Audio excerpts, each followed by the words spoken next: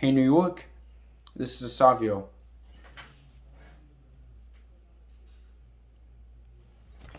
Today I'm going to share my thoughts on what I think about the R211's. Anyway, let's get started. On Friday, March 10, 2023, New York City's newest subway cars entered revenue service.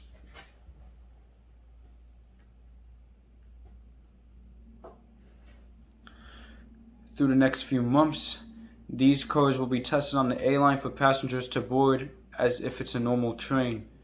This is so the MTA can test the train's reliability on the road. I rode the new train on March 29, 2023, and the route was recorded from West 4th Street, Washington Square to 168th Street, Manhattan, and I have 2 photos of it and some videos of it. Hopefully soon me and my dad can ride the new A this summer anytime soon going in the southern direction. Now onto the design. The design is cool and controversial. The front of the train had the blue on it like the other chroma-wrapped R160 trains that have it. Some people may not like the blue on the front, but I do. It hasn't changed much from the past car orders, but changed enough to make it unique. There are a few issues with the new tech trains, one of them being the small windows. It was made smaller for the MTA to have wider doors. Honestly, I usually prefer normal size doors with windows the width of the ones on the R143s, R160s, and R179s. Another take is all of them that were received should have had open gangways. I know the MTA has ordered 20 cars with the open gangways to test them in the system. Honestly, the entire order should have been done. Now onto the capacity. They have the most capacity out of any train the MTA has in the system, and with how packed their trains get during rush hour, that capacity is well needed. I was crammed in the train with a bunch of foamers and regular commuters, and every second of it I've been wishing to walk in between cars without falling in between. That way it can easily be distributed so that way the load is even. Maybe the MTA would place a supplemental order of the R211's similar to what they did to the R142's back in 2000. Now onto the screens. When I first saw it at Broad Trail and testing on the A and 5 Rockaway shuttle lines, I was somewhat surprised about the exterior LEDs. Honestly, now that I've seen them in person, up close and personal with it, I don't mind them. They are legible and do the job just fine. There is an issue with the interior displays on the R211 mock-up in Hudson Yards just a few years back. The screens above the door showed everything people needed to know about the stations, people arriving at exit locations, bus transfers, almost everything. Onto the overhead screens. These screens show people's subway transfers and the next few stops. It's only a redesigned R160 display, with the only improvement being that there is 8 in a car now, and it's somewhat disappointing. These new trains have so much potential to improve wayfinding in the subway system. You could have the announcements for service changes or showing them on these interior ad screens. Even the announcements themselves aren't the best. They are muffled, and during my trip on the R211, a lot of the announcements were inaudible for me and some were audible for me. It's like people put all of this tech in the train but doesn't utilize it properly. That's what makes people feel like it was a waste of money talking about the overhead screens. I somewhat dislike them.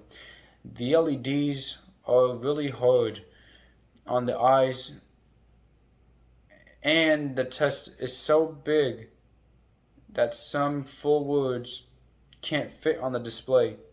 It should be an easy fix though, changing the LEDs to a warmer color like yellow or orange, but definitely not blue, even though blue is my favorite color. And for the words, make them smaller. After spending a few minutes before and after 6 p.m. on that train, I thought that now it might not have been only because of the LED lights, but also many of the foamers who were there. I would assume that it wouldn't be too pleasant for a person with sensitive eyes. Besides the windows and LEDs, I like the interior of the inside of the cars. Now onto the interior. The LEDs right near the doors are cool, although I would have it flashing red when the conductor plays the door warning instead of when they start closing down. Now we're on to the accessibility. Another thing, I like the inclusion of accessible areas with flip-up seats. And to answer everyone's question, no, they don't slam like the R142's currently assigned to the 2, 4, and 5 lines.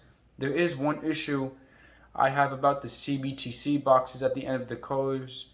I saw people using it as a rest when no more seats were available on video, maybe in person, not sure. And perhaps, why not put some type of fabric there so people don't slip off easily? London does it, why not New York? It may not be practical as it can get dirty really easily, but it would be nice. The inclusion of camera stock on the train is great. While it may not stop crime on the train altogether, it will make it easy to catch criminals either in the act or during the investigation.